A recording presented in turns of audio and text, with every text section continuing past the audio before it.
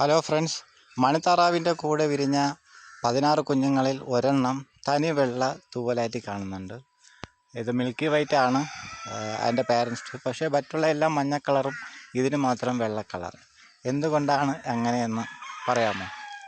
എക്സ്പെർട്ടുകളായ എല്ലാവരുടെയും കമൻറ്റുകൾ പ്രതീക്ഷിച്ചു കൊള്ളുന്നു.